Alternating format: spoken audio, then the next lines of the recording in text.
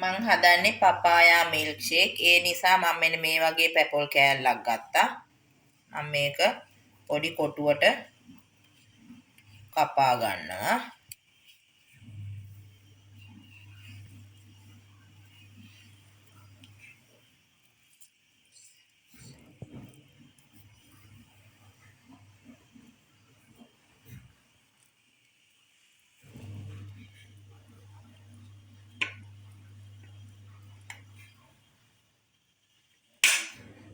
මම ඊට පස්සේ මේ බ්ලෙන්ඩර් එකට මේ කපාගත්ත පැපොල් කෑලි ටික දාගන්නවා.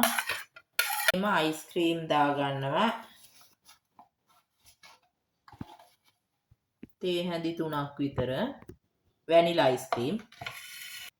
මම ඊළඟට මේකට ෆ්‍රෙෂ් මිල්ක් දාගන්නවා.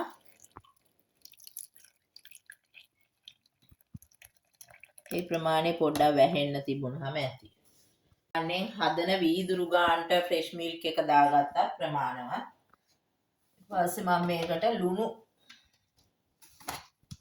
දානවා.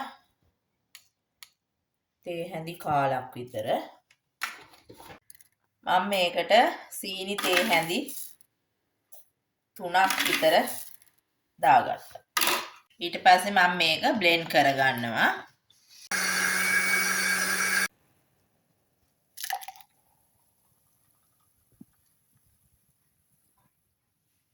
ඔන්න දැන් මම පපායා මිල්ක් ෂේක් එක හදලා ඉවරයි.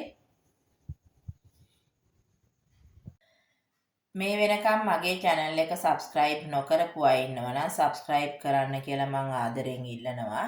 ඒ වගේම මේ වීඩියෝ එක හොඳයි නම් බලලා ඔයගොල්ලන්ගේ යාළුවන් අතරේ share කරන්න, like කරන්න. ඒ වගේම මට ඔයගොල්ලන්ගේ අදහස් දාලා පහලින් comment එකක් දාන්න.